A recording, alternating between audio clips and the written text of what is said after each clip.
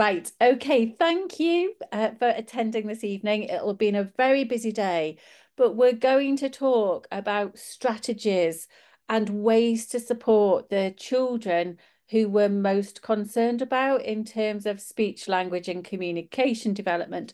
So, obviously, the session is called Children with More Significant Need, which can mean a whole host of things. So just to clarify kind of where I'm going to spend most of my time focusing on, I'm going to really be focusing mainly on those children who struggle to engage with people, those children who struggle to interact with us and with other children to actually communicate. So those children might be much younger children who are delayed on top of that. But most of the children who I'm thinking of in that way would have disordered communication development, and they may or may not have an ASD diagnosis, but they have that kind of pattern of difficulty. And the other kind of group of children that I'm also going to be mainly concentrating and thinking about will be children who are at much earlier stages of learning to listen, learning to understand and process language, and at much earlier stages of being able to store and understand and use vocabulary. So I'm not talking this evening about strategies for 3-year-olds who have just got a little bit of immaturity. I'm really going to be concentrated more on those children where you are really getting quite concerned if you're not already. So let's think about those children without further ado. I think the first thing that I'm going to say is that we need to really think about bespoke strategies that which we can embed for these children. The children that have got in my mind's eye this evening for this session, they are not going to be able to tolerate or gain anything or make any progress as a result of the isolated intervention programs that we're often encouraged to do for speech, language, and communication. So whether we're thinking about NELI in reception, whether we're thinking about ICANN early talk boost, I know they're trialing a new NELI for nursery. These kind of intervention programs that are underpinned by the structure of bringing a group of children together to follow an adult-led agenda, to listen and engage in a group, okay, a small group, but still a group, and then to carry out a sequence of activities, maybe 3 times a week or every day, whichever way that program works. They're not going to work for these children because they will not be able to tolerate following an adult-led agenda. They'll not be able to tolerate listening and taking turns for 15, 20 minutes in a group. And then on top of that, the activities that will be facilitating language skills for the other children will be simply at too high a level for what these children need. So that's fine. I'm not dissing those programs, but what I'm saying is we need a toolbox of strategies and ideas to support these children because that other option just will not work for us.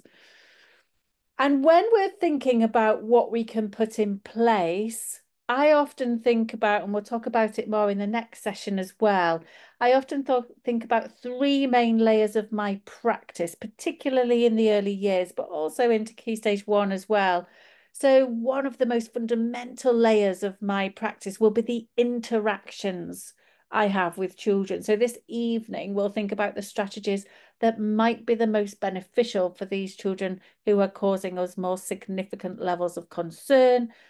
I also need to think about how I use my learning environment and my daily routines in a really targeted way to support these children. And for most of the children, I've also got that layer of focused activities, which is where I might bring a group of children together. I might incorporate certain things into my planning. But for these children this evening, we're going to have to focus mainly on those first 2 layers of practice, those interactions and that targeted use of the daily routines and the learning environment, because I'm going to need to be thinking about embedding intervention, taking intervention to the child and delivering frequent, short, sharp shocks of intervention, where often I will be using the things around me and following the child's lead rather than thinking I need to take these children to one side to do a set specific activity. So it's so important that I understand these strategies and these principles, because they will be the bedrock of my interventions for these children with this level of concern and this level of need. So when we're thinking about putting things in place to support these children, I like to often think about a triad of things that need to come together. I do love a good triad. I first came across the concept of thinking about things as a triad when I learned about ASD. That's a completely different thing, but I quite like that idea of having quite a simplistic framework to try and convey what I'm trying to think about and what I'm trying to achieve. And here, when we're thinking about embedding interventions, in this triad, we've got the child at the top. It is so important that I begin to understand the specific developmental detail of all of my children, but particularly of the children who are causing me the most concern. And in session 1, we talked about a sequence of questions and a sequence of things that we had to consider that would help me identify what is the main barrier, what is the main skill gap that is acting as a barrier for each of the children I'm concerned about. And for this evening session, we're concentrating on the children where we've identified barriers with early play, early communication, very early language processing. And that's so important, that ability to think about where the gaps are with children, because then what I do needs to match what I know about the child and what I know that child needs next. And I need to bring everything together. And only I, as an adult, and other people in my team can do that. And I also need to be thinking about what opportunities do I need to create for this child in my interactions? What opportunities do I need to create for this child as we engage in daily routines and the learning environment together to help move this child on? So I do need a toolbox of quite simple strategies. I mean, when we talk through the strategies this evening, there's nothing massively complex that I'm going to be talking about. But where the skill comes is matching those strategies and those kind of opportunities to the child. And as the child makes progress, to move all of that on to make sure the child keeps making progress. So I have this toolbox of quite simple strategies, but I match them to the child and I choose what I use to match the child. And as the child moves on, I evolve and I tweak those strategies even further. What I do not want is to just have a generic toolbox of strategies that I throw out at all of my children in the hope that that helps all of my children with speech, language, and communication needs. So let's think about how that triad might look for children with this kind of significant needs that I've got at the forefront of my mind this evening. So I've mentioned before this idea that the adult has that crucial role of being a change agent, so to speak. So the only way that you can move a child on is to think about what you do and to think about how the child interfaces with the opportunities that are there and the specific opportunities that you create.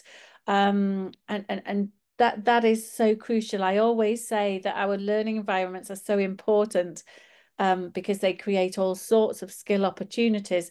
But we must remember that the adults are the most important resource in the room, because our learning environment, without that adult bringing together that triad, our learning environment on its own can only get us so far. And the more upskilled we are with being able to identify gaps and barriers and next steps for children, the more upskilled we are at matching our strategies and the opportunities that we create for children who need embedded interventions, the more skillful we can become at this. So, of course, you've got lots of different roles. We've obviously got that ever-present role of interactions, and we'll unpick that this evening in more detail. With children who have more specific with more specific and significant needs, it might be that within those interactions, your goal is actually to build engagement and communication, to tune that child into people, to establish two-way communication, to actually understand what communication is all about. And then within that essential role of building very early listening, very early language skills on which everything else will be built. And of course, as I've already mentioned, a lot of our opportunities will be in the learning environment, opportunities to take turns, opportunities to develop early play skills.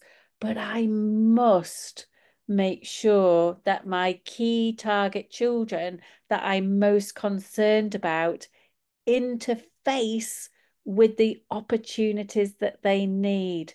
So often, don't get me wrong, some children with more significant need can be very disruptive and they can be all over in our learning environment, maybe not necessarily playing in the way that we would think across our learning environment, but they go to lots of different places and we need to think about, well, what do they do when they go there? But very often what we find is that children with more significant needs will go to one area or to a couple of areas and tend to stay there and go there every day and play in a solitary manner. So say, for example, if I've got a child who really needs to work on engagement. So one of the things that I'm going to do is some turn-taking routines. My turn, your turn, my turn, your turn, to build that two-way communication. It might be that if I look at my learning environment, I've got all sorts of fabulous turn-taking opportunities across my learning environment.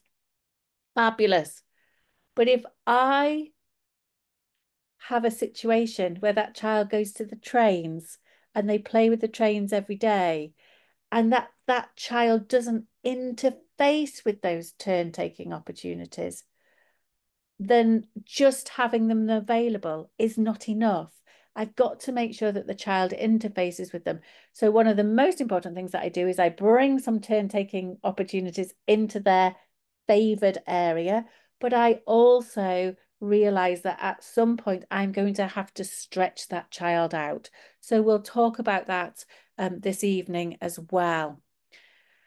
So for some children, we are going to talk very kind of specific interaction strategies, but I also want to say that maybe one of my roles as an adult, one of my key roles as an adult, particularly at this time of year, is to almost see myself as needing a key to open the children up so that I can get in there to do some input, so that I can get in there to move that child on.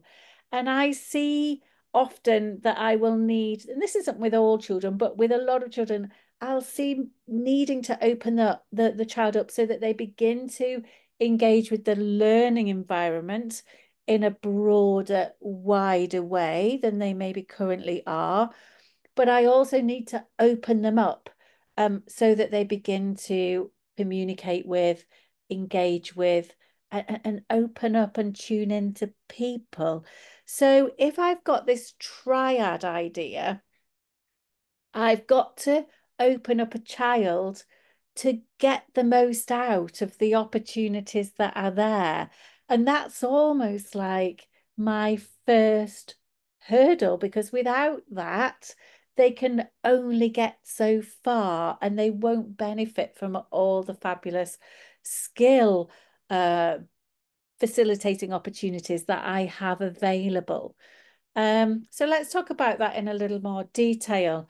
For those of you who do have Launchpad, a really useful thing when we're looking at opening up children's ability to access the learning environment will be to look at the symbolic skills strand, which is why I've coloured that purple.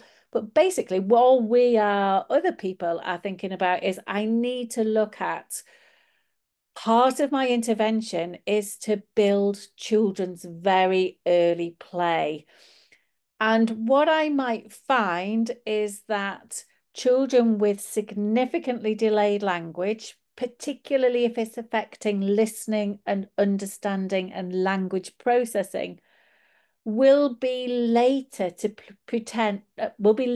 play in a symbolic manner. And in a symbolic manner, I mean like to learn to pretend, to begin to explore creative materials. And children with language disorder will find symbolic play specifically difficult. So therefore, what I need to do is almost coach and nurture early play, but to see that as part of my intervention. So symbolic play is a uniquely human skill, or symbolic skill is a uniquely human skill. And it's where our brains allow one thing to represent another thing. So if I'm in the home corner and I see a little toy cup, I can go like that to represent drinking. Or if I see a lump of plastic with some wheels on, I can pick it up and go brum, brum, brum. I realize it's not a real car, but it's a representation of a car, if that makes sense. And so that is where an object or an action represents something in the real world. When I say a word, when I say a word like, I don't know, apple, for want of a better phrase, better word even, then I am not showing you an apple or giving you a real apple. I am using a sequence of sounds which you understand and which I use consistently around those objects, that fruit, so you know that that means apple. So when I say apple, you can either select an apple if we're in the home corner from a choice of objects, or you can create a picture in your mind's eye of a real apple, or you could point to a picture of an apple if we were looking at a book together. And that is because it's the same skill that allows us to pretend in play also allows our brains to cope with language. And when I create, when I draw, when I paint, when I make things with the Play-Doh or whatever modality of creative material I am using, that is where I generate an idea using my language skills and I symbolize that idea, that thing from the real world in my drawing, in my painting, in the thing that I've made out of Play-Doh. So if you're thinking about play, play is not just a way of keeping people busy. Play is fundamental to children's language development, and can be a fabulous vehicle for identifying children who need to be looked at more closely, who need some support, but also actually working on play can be a really productive part of your intervention toolbox. Certainly when I used to work as a therapist, the number of like 25-month-old children who had been referred because they were late talking, and the number of children where one of my bits of advice to parents was, get yourself a little tea set, get some toy food, and just play and talk and say what you're doing and say what things are called. Because if I boost play, I'll boost language. And as I boost language, I'll boost play. It's kind of really productive. So again, particularly looking for those children with limited play repertoires, Where do children go? When they go there, what do they do? But particularly useful when you're thinking about children with more significant needs. Where do they not go and why might that be? And so we're really looking at those children who have that very, very limited play repertoire. They don't go to the trains every day simply because they're interested in the trains and they're not interested in anything else. They go to the trains every day because they feel safe with the trains. They know what to do with them. They know how to play in that way. They don't go to the home corner because they don't have those skills. There's also a lot more children around. So what I've got to do is slowly, slowly help a child how to learn how to play and how to access other parts of my provision. So this isn't something that I would do with a child kind of all in one week. It would be a case of, right, well, let's choose an area. So it might be that if a child goes to the trains every day, for example, let's put some input in, but let's focus on the Play-Doh, for example. And rather than trying to teach them too many things all at once, this is about repetition. This is about familiarity. This is about going slow, but traveling further. And what I would do is I would put shots of intervention where together we learn how to explore the Play-Doh. I add language, but I show them how to use it. But then the next time I take them back to that same area. I don't think, oh, that's enough, and then we'll go look at something else. I keep going. And when I feel the child is in a position where they could maybe start to go to the Play-Doh independently or keep accessing the Play-Doh even once I've walked away, I might say, right, okay, let's shift our focus and let's nurture and coach play in a different area. So all types of play are important, but from a language point of view, I'm particularly looking for very early pretend play, very early creative play, but of course that will have to begin with just exploring creative materials and me modeling being creative, purposeful construction, which eventually will be creative in construction. But to begin with, I might just need to teach children how these construction materials go together and how we can build simplistic things like a tower together, for example. And of course, small world and role play will be really important language-based play. So again, we might find some children who are superficially very sociable. If we take a snapshot of them running and chasing outside. So if it's physical play, rough and tumble play, it might be that they show a higher level of awareness and engagement with the with other children. But that's a different type of play and uses different parts of the brain.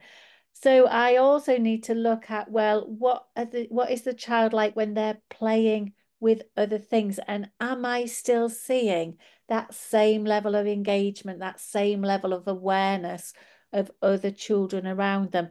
And all too often I won't. So I need to make sure that these snapshots tell me about the child, but I don't read too much into one snapshot before I've had a really holistic look at what that child's play profile is like.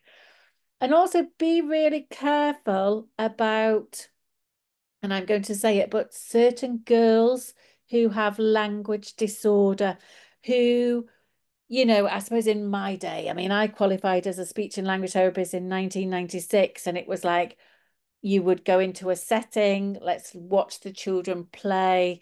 Oh, going into the home corner, oh, tick. And in my mind, I'm thinking, oh, I'm ruling out kind of language disorder. I'm ruling out possible ASD because a child with ASD wouldn't be going and playing in the home corner.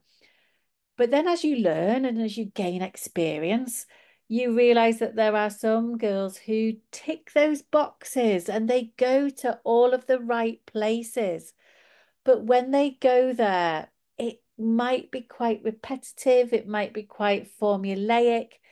And just girls are much with girls with disordered play, disordered language, disordered communication, they're much better at still copying what other people are doing. So they give that superficial impression of ticking these boxes, but when we look more closely, maybe they're not. Does that kind of make sense?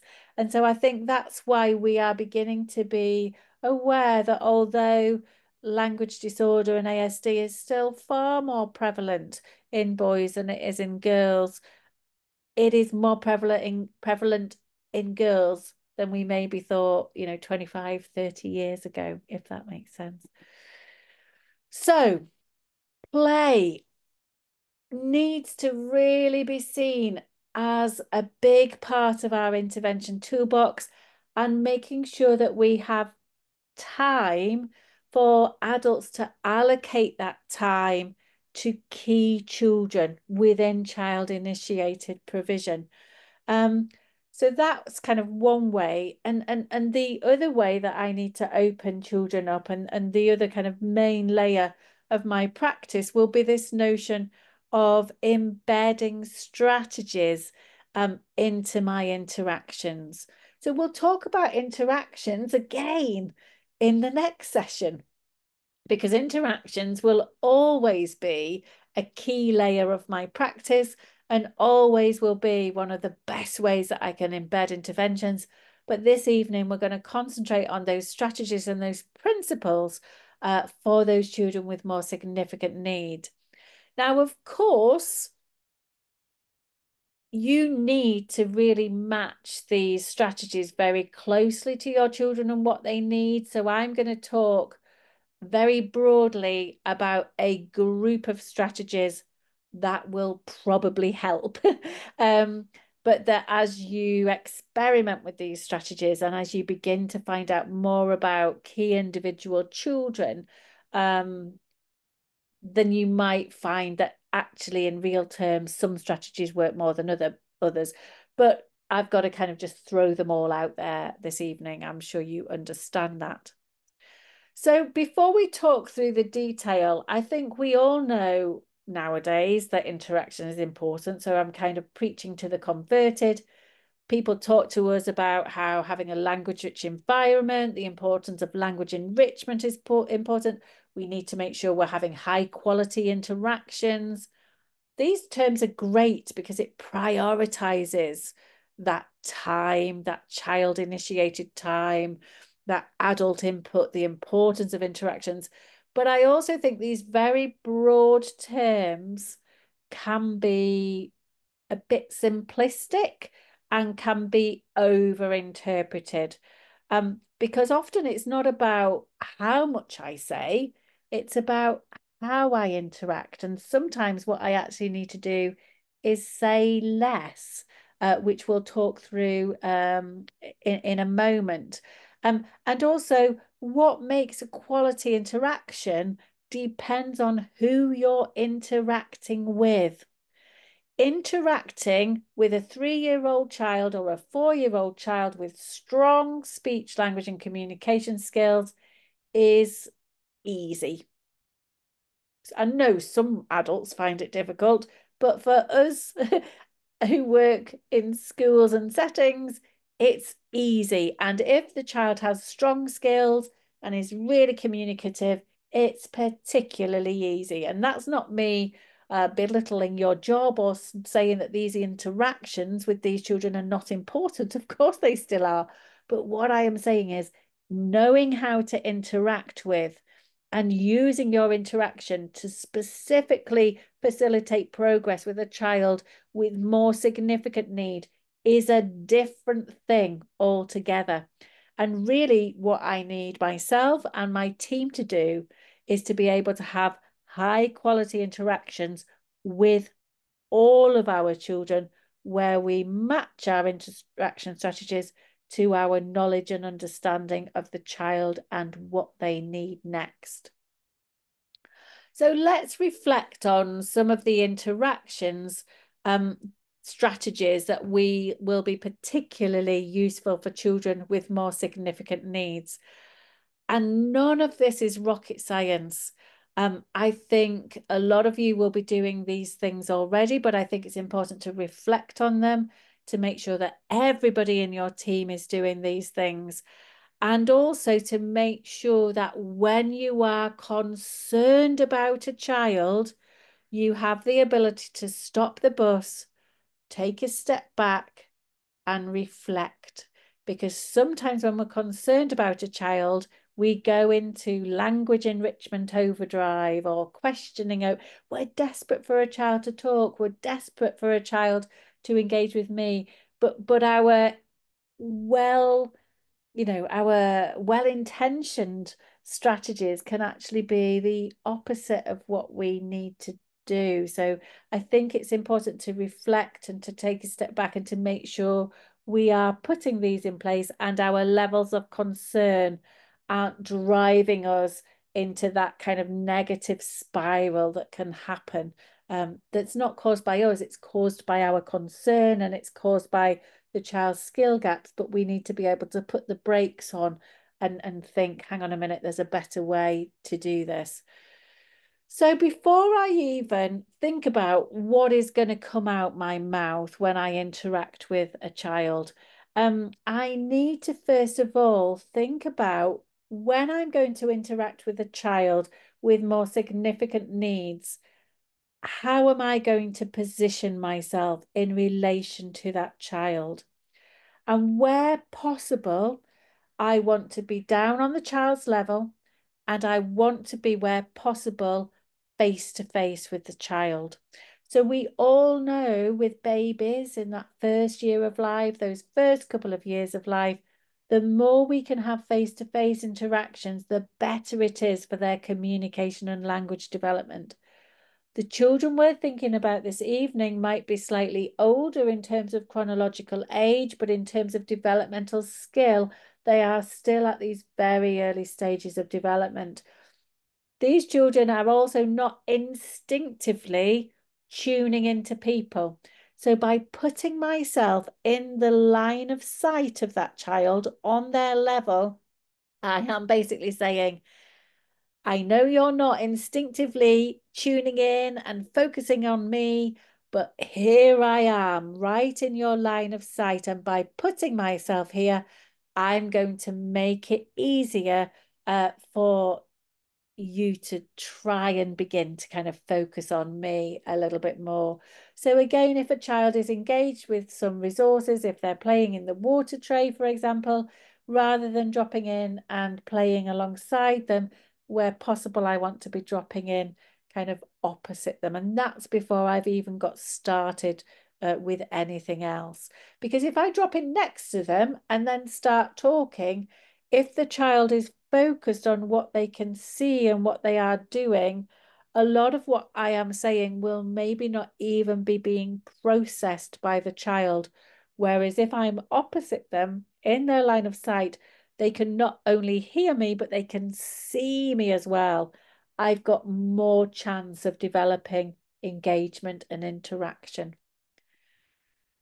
I also then need to think, before I open my mouth and start talking, who is going to lead this interaction? And as children get older and as their skills develop, of course, I want to be able to talk to a child about what they're doing, but I also want to say, oh, have a look at this because I think this is interesting and I think this is an opportunity for you to learn something. And of course, I want to be able to lift my children's attention off and up from what they're doing and to plop it onto something else that I think that they should have a look at or have a go at. That will come later. For children with more significant need, I am going to want to follow the child's lead for a few different reasons. The first reason is that when I do say something, I want what I say to match what the child is thinking about. And the posh way of thinking about that is I want a joint point of reference. So if the child is in the water tray, not physically in the water tray, but playing in the water tray, and is maybe moving a little boat around, then I want to wait and just watch what is the child doing, what is the child thinking about, and then when I add language, I want it to match that, because otherwise my language that I add does not match what the child is thinking about. The other reason I want the child to lead is because children always learn to listen when an adult is following their lead first, and then later learn to listen when they're following an adult-led lead. And also, the other final reason I want to let the child lead is because within this interaction, this child might say some things. They might say nothing at all. But within the interaction, I still want to try and get a sense of we're going to take turns. That's what communicating is. And even if the child isn't talking, if I wait and watch and at least wait for the child to do something, and it might be that they do something and then look to me to see what my reaction is, or it might be that they do something and are not, and come across as not even being aware that I'm there. But at least if I wait to do something and then add language about what they have done, then that non-verbal doing something is their turn in the interaction. And then I have my turn. Kirstie, can I just jump in there just with a Yeah. question from somebody in the chat, asking what about a child who struggles to make eye contact? Well, I would include children who struggle to make eye contact in here. I don't think at this level we can insist that they make eye contact, but by being face to face with them and following their lead, we're more likely to hook them in. If I were to grab a boat as well, for example, and model and kind of what I would call shadow, which is basically copy what the child's doing, uh, um, then it might be that if I let the child do something and then I do the same thing, the child, that maybe not the first time I do this, but the child would become aware. So their attention would be drawn to the boats rather than to me. But then if I do what they do and then stop and wait for them to do something else, and then I copy what they've done the next time, then sometimes that is a really good way for them to kind of then become more aware of me. And other little strategies are if I'm having a turn and saying something, but I'm holding a resource that's something similar. When I say something, as long as the object is little, not if it's a massive bulky object, but I might hold that object next to my face. So with children who struggle to communicate, their eyes will be drawn to the object rather than to people. So if I lift the object and say, oh, look at the boats, then what I can sometimes do is use that engagement with the object to pull the child up to my face. And some of the strategies that I'm going to talk about in a moment with resources about leaving a gap, I'll not talk about them now, but just bear that in mind. When I talk about things like bubbles and other high interest resources, they can be really useful ways of getting a child to begin to look at you. But again, we do it through the interaction rather than kind of making them look at us, so to speak. The encouraging them and drawing them to our face and our voice is a consequence of the interaction, rather than anything else. Is that okay? Does that make sense? I presume so. Okay, so again, who is going to lead? That's very important. So then obviously I do want to say something, but I need to be really careful about my language load. So I might want to say something very short, maybe a little phrase that's really only got one main word in, because the chances are this child will need very simple language models to even begin to process and understand and store words. I want to be using an exaggerated facial expression. It might even be sometimes that I say, oh, wow. Because at the minute, what is my target with this child? My target is to get them engaged with me. And then obviously, as I begin to add more language, my target begins to be to build understanding, to build language. And so that's really important. But what I do is I add a very simple chunk of language. If you want to, repeat that very same chunk again. Don't say something different and then leave a gap.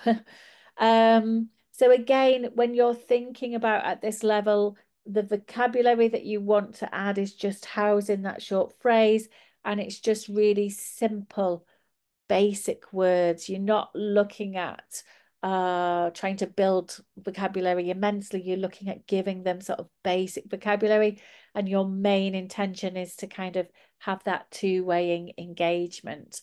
And it might be as well that you want to use an exaggerated intonation pattern. Children's brains will always process intonation and melody before they can process kind of specific sentences with a flatter intonation pattern. So if we use that exaggerated facial expression, it's more like, ah, look at me, draw attention to me. And also if I use that exaggerated intonation, it's a case of, from an auditory point of view, you're making your language easier for a child to pick up and process. And that's why we do that with very, very young children. But what I'm saying is those same principles of neurological development can still be utilized and be beneficial for some of our older children with more significant needs. And it's really important that I then don't keep talking. And this is where the terms language enrichment can be dangerous, because what am I trying to achieve? I'm trying to engage two-way communication. So I add a little something that matches what the child is doing, and then I leave a gap where I am going to wait and watch again for the child to either say something or do something before I add another chunk of language for my turn as well. So it might be that we have a non-verbal turn from the child, a short, simple verbal turn from me, as alongside maybe me doing something as well. But that I've got this kind of thought process. Whereas if I go over and I start adding language and then keep adding language, I feel like I'm doing something to build language. But what I've forgotten and what I've kind of fallen at the first hurdle is that we're not actually interacting. I am talking at the child, and my priority to begin with is that interaction, and then using those interactions to build language. So these are very basic principles for those of you who know anything about kind of organizations like Hannon. They talk a lot about this observe, wait, and listen. Kind of, it's the same principles. I used to be a Hannon accredited therapist. Fabulous ways of thinking about nurturing skills with children. And I think whatever level you're working at with children, whether it's this kind of very early level that's causing us the most significant concern, or whether it's next time when we talk about kind of strategies and techniques for children with, dare I say, more bog standard language delays and immaturities. It's that kind of, what is it that I'm trying to achieve? You know, what's the child's next step? What am I trying to get out of this interaction? What am I trying to move this child onto? And I suppose in this example, I'm trying to move the child onto engaging, understanding two-way communication, beginning to take turns, and then my intention will shift to the language, if that kind of makes sense. Whereas if I've got a child who's already got that two-way communication, but my intention now is to build language, I can still use these interaction principles, but now my intention is more specifically to build vocabulary and to build understanding and to build language processing. Does that make sense? So if we thought about last week, we talked about how early communication and play would underpin everything. Then we would have listening and understanding. This is what I'm trying to say for these children who are causing us the most significant concern. For some children, your intention what you're trying to achieve will be just some engagement, some interaction. And for other children, they'll already have that, or you've managed to get that in place. And then your intention, what you're trying to achieve, shifts more to building language, but you still keep going with those same two-way interaction strategies. So, another way that we can really think about supporting children with more significant needs is to make sure that turn taking is at the core of our practice. And it needs to be at the core of our practice for all children. But for children with more significant needs, it might be that they're only ready to take turns on a one-to-one. So my turn, your turn, my turn, your turn. And this is just a fundamental way of using resources to facilitate a two-way communication, a two-way interaction. And again, we do that routinely with younger children. I'm talking about the benefit of doing it with older children causing us more significant concern. So I'm not looking for complex resources. I'm not looking for complex turn taking here or sharing. I'm looking for really simple resources where the resource is quite simple. So it might be the wooden blocks, which we can take it in turns to build a tower.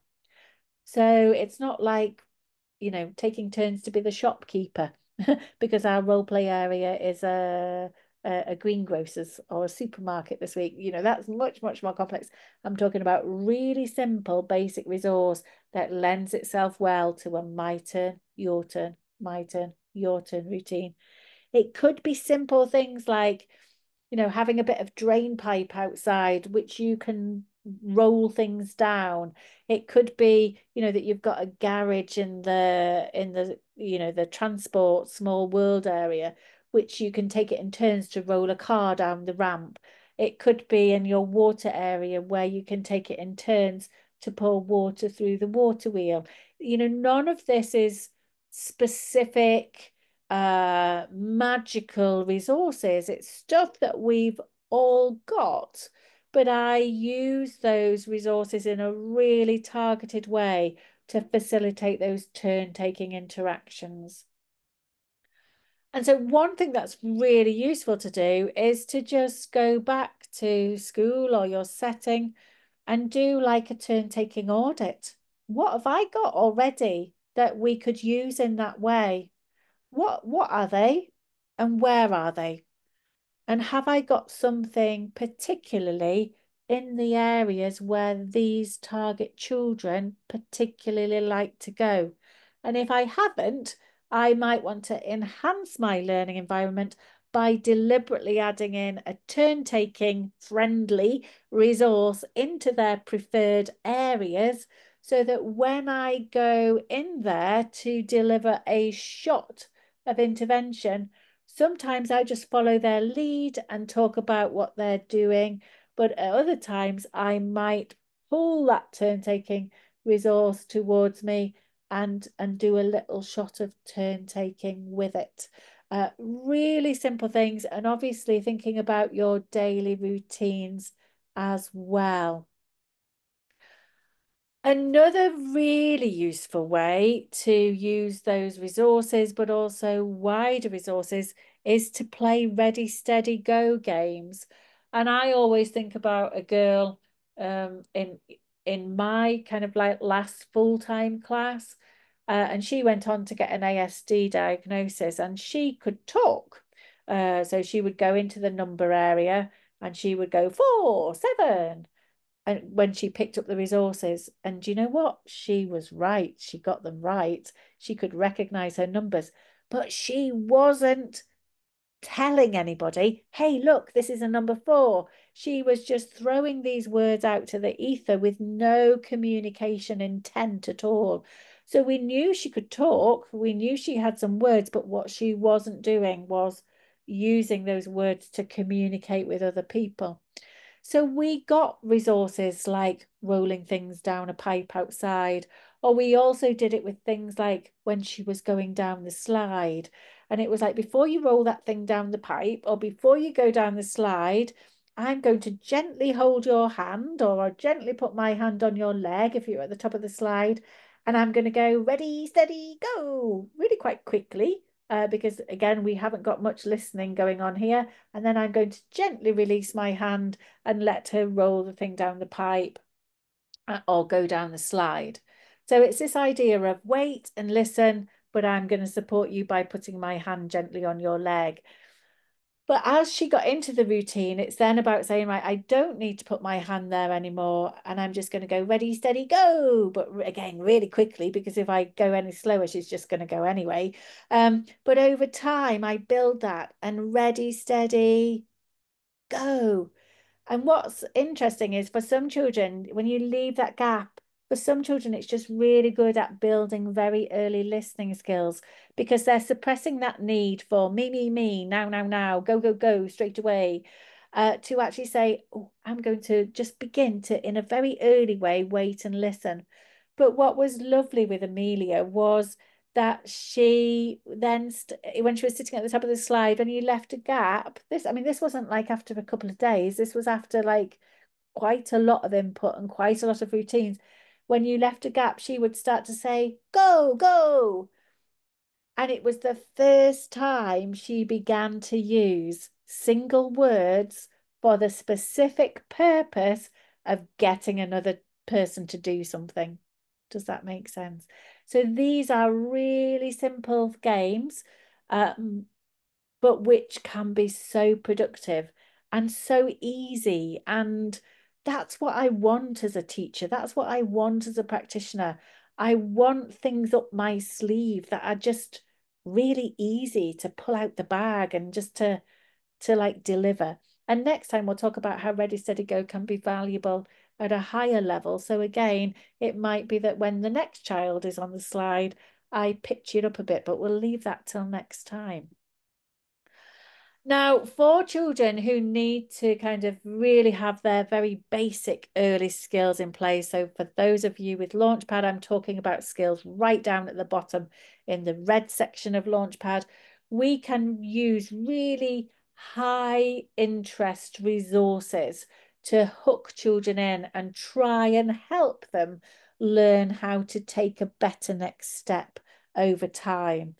And we can use lots of different things, but the example that I always tend to use is that use of bubbles to really encourage that engagement and really to encourage that two-way communication.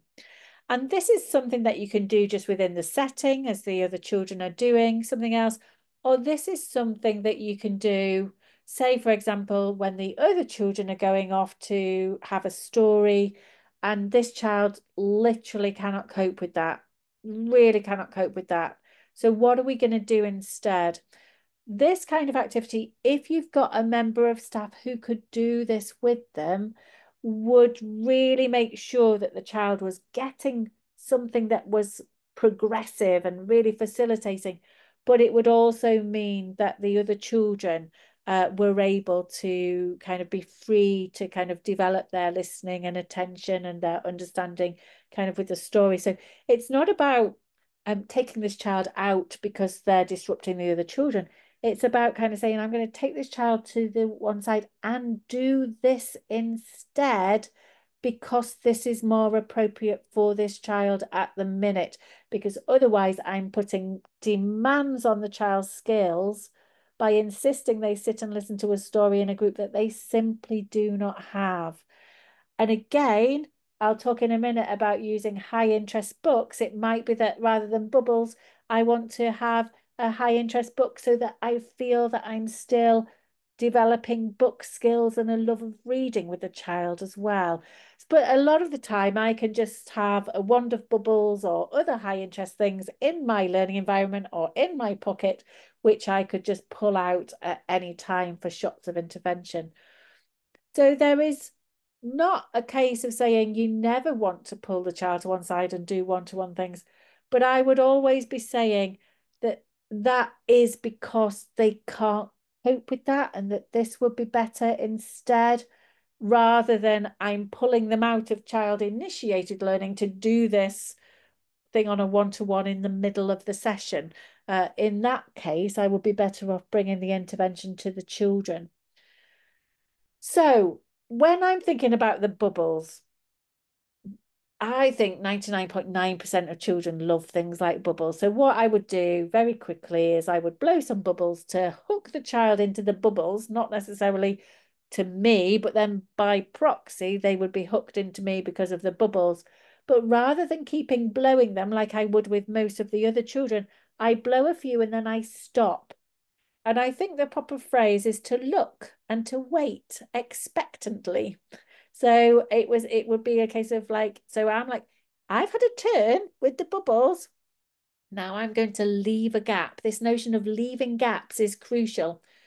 And what you're saying is by leaving the gap, you're saying in non-verbal terms, you're saying, come on, send me a signal, take a turn and interact with me. And it might be that the child looks at the bubbles and looks at you. Wow, for a child who doesn't engage in your face or make eye contact, that is big progress. It might be that they look at the bubbles and then go and they go, Ooh, the child is showing. Ooh, there's no words there yet, but they're showing that communication intent. It might be that they try to grab the bubbles out of my hands, which has happened to me on many occasions.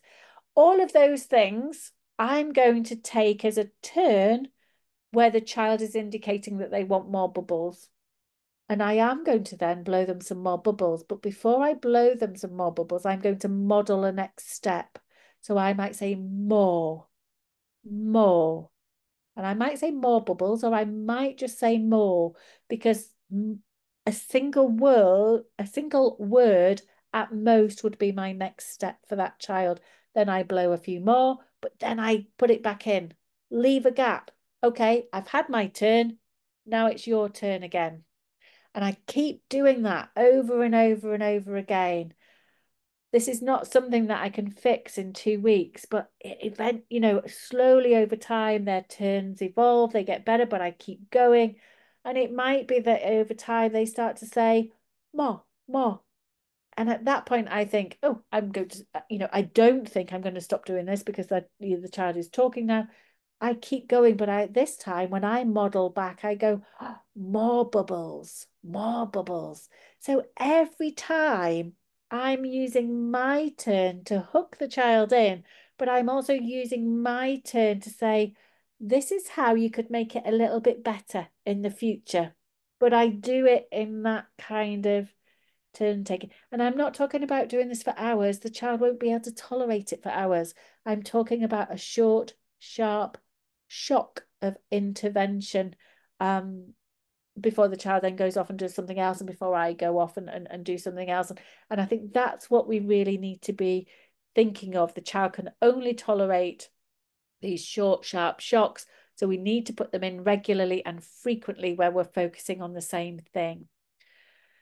I also think we need to, as a team, look at our daily routines and to think about what they are and how we do them.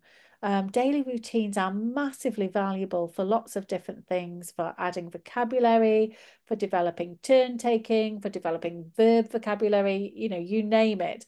But I suppose for this group of children here, I'm thinking particularly about unpicking my language routines for these children alongside my daily routines.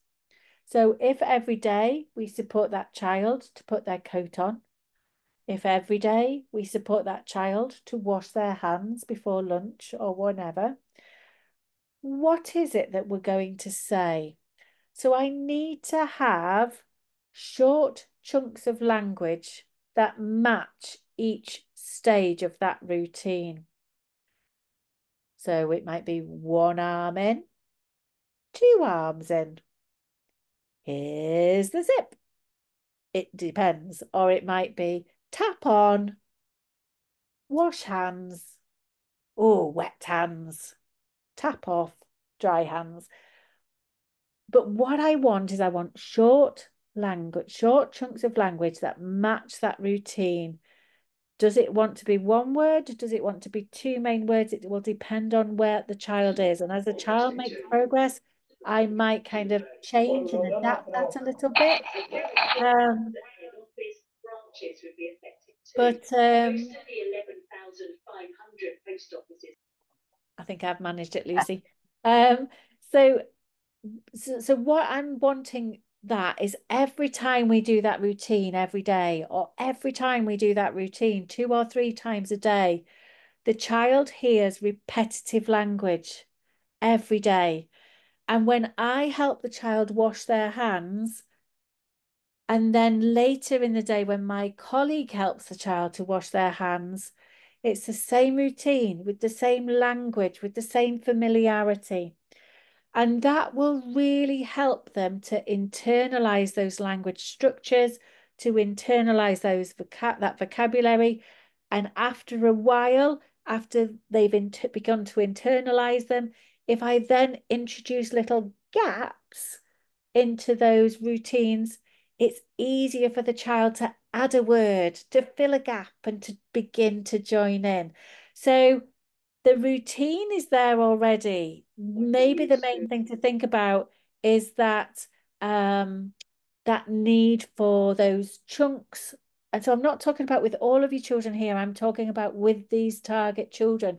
But the value of doing that is so massive because of that repetition, that familiarity, and because these children don't want to and don't need to be hearing lots of different words and lots of different language structures in lots of different ways every single day. That repetition and that familiarity will really, really help. So think daily routines, think language routines, but also make sure that you evolve those language routines as children move on. That can be a really interesting and useful principle as well for children who are new to English, where we have that repetition, we have that familiarity, and then that will stick. And then once the basics are in, we can move on and broaden out. So this leaving gaps kind of comes up again and again. So obviously, after we've been doing the coat routine, I'm thinking of these off the top of my head, maybe in the future, once we've done it over and over and over again, I just leave that slight gap before I do the zip. And all I'm doing is I'm saying, here's a space. Are you ready to fill it yet? But I can only do that really confidently if I've fed in that repetitive routine beforehand and reinforced it. Let's think about some really other simple things. And I think this kind of goes alongside daily routines, but it also can go across the learning environment, is that when children struggle to communicate, we over anticipate their needs sometimes because we know that they won't be able to ask for help, or we know they won't be able to ask for more. So what I am not talking about doing is not giving children what they need. Of course, I'm still talking about giving what they need.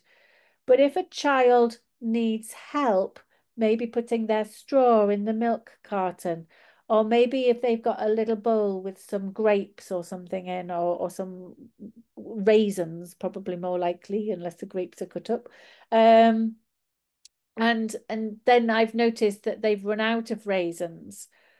Rather than deliberately straight away, oh, would you like some more raisins? I'm just going to leave it a tiny bit. I'm not going to say, oh, you can starve for the rest of the session until you say, please, can you have more raisins? I'm not saying that at all. But what I'm saying is I must leave a little gap, at least for the child to maybe move the bowl towards me, or look at the bowl and then look to me, or to just go, oh. And then I can say, oh, more raisins. You need more raisins. Does that make sense? And if the child just sits there and doesn't do anything, then of course I'm still going to give them some more raisins. But the gap is about not over anticipating need, not anticipating and delivering need too quickly, so that the child never has that space to learn how to begin to send out more signals to me. And that's about that putting the brakes on, reflecting, and you think you're being well intentioned and you're doing the right thing, but then before you know it, you've created no space for the child to have a turn or to move on to the next step. Other really simple things, which some people seem to be quite shocked by when I talk about it, but the value of those really kind of early social interaction games, a game that we wouldn't think twice about playing with a younger child, peekaboo, but we can do it with blankets, we can do it behind fences and structures outside.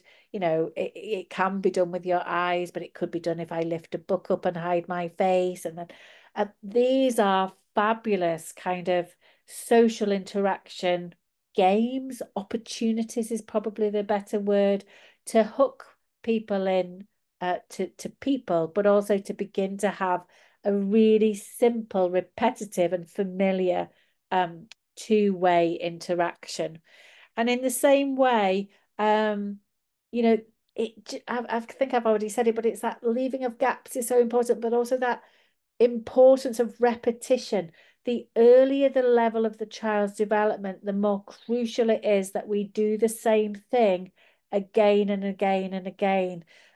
Because each time we do it, we're moving the child onto the next level, and then we can leave gaps and use that familiarity and that repetition to move them on.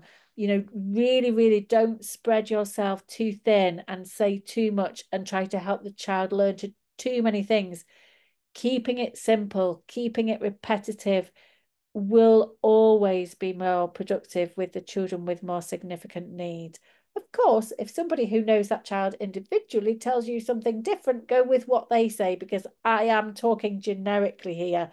But if in doubt, go simple, go repetitive, go familiar, go with leaving gaps. And again, a lot of these children will not be ready to sit and listen and to share and join in with songs and rhymes in a group format, which is how we're sharing them probably with most of our children.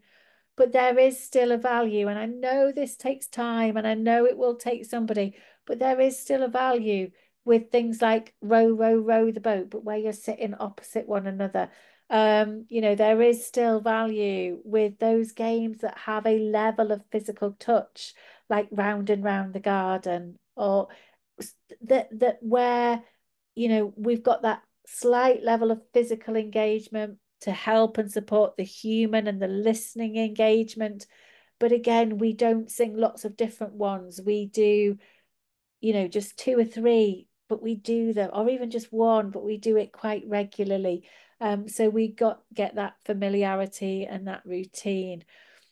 And again, it's that idea of, how do I have inclusivity with books? How do I begin to facilitate a love of reading with these children who are causing me such significant concern?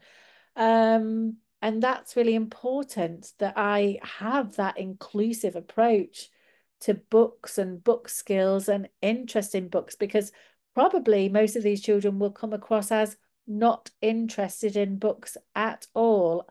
There might be individual kind of children who kind of break that rule, but the vast majority of children at this level will find group story time difficult, and generally will not be going into the story area to access books independently and explore them. And I go back, and again, a lot of these things are so simple, but I understand that if a child struggles to hold a pencil, they're more likely to be able to learn to and start to spontaneously make marks and to draw if I give them palm chalks or chunky crayons, which from a fine motor point of view are more accessible to children at earlier levels of success with fine motor development. I'm talking about having the same thinking, but with books. So it might be that I go back to having touchy-feely books with textures and different sheens. And I suppose the most obvious ones that we're thinking about are things like Usborne, that's not my monster, that's not my dolly, that's not my car. Other ones are available. Where the book is half book, it's half resource, and it's much easier to engage the child in a multi-sensory way, which will then support them to engage with me and the book, but also the language around the book as well. Books with lift the flaps are really good. You can do little turn taking routines or peekaboo routines. Where is he? There he is. These are all really useful, and books with movable parts as well. So again, we don't want to fall into the trap where these books are good for 3-year-olds, these books are good for 4-year-olds. If I've got a 3-year-old who won't engage with those story, higher level, paper-based, floppy, laminated books, but they will engage with books that are much more simple, much more interactive, then I have to go back, but I go back to build. I don't go back to stay back, if that makes sense. And also, the other thing about these books will be that they will be card, so the pages will be easier to turn. And even without the touchy-feely books, even without the lift the flat books, have you got some books with hard covers? Have you got some books with card, thicker pages, so that for children who find the fine motor turning of page difficult, if they find it difficult, some children will persist and just keep going. Other children will just opt out because they'll self-differentiate by walking away and not choosing to go there as well. So again, the touchy-feely lift the flap is more about the listening and the interaction, but the card element of those books, but also other books without those other hooks can still have card pages, can make books accessible to children who might find turning pages with the books we routinely make available to 3 and 4 and 5-year-olds simpler. And again, when we're thinking about children with the most significant concerns, our priority is to think about having an interaction around the book rather than necessarily always reading the story. Once we can interact around a book, and once we've got that level of listening and engagement around the book, then I can begin to use the book to build language. But I can't begin to use books to build language until I've got interaction and engagement around book-based material. And what we're thinking about in doing all of this is, of course, to facilitate that communication and that interaction, but by adding that simple, repetitive language and building understanding. For those of you with Launchpad, that's deliberately kind of that orangey colour for receptive language, and building the basic understanding of vocabulary. So again, that's coloured yellow because of how it sits on Launchpad. And again, the messages that have come through all of this is simple language, the value of repetition. Make sure you're adding language, that you're commenting and that you're not questioning, but that within that, throughout all of this, you keep leaving those gaps for the child to do something, leaving those gaps when the child is ready for the child to say something. So that all the time you're seeing it as a two-way, trying to instill two-way communication, but then to keep that communication being two-way. And that's where things like having a language-rich environment and having the need for language enrichment can be dangerous, because it's not how much you say. It's not about quantity, it's about quality. And at this level, we can see that saying less, being more repetitive, saying less but saying it more often is more productive than saying lots and lots of different things. And on that note,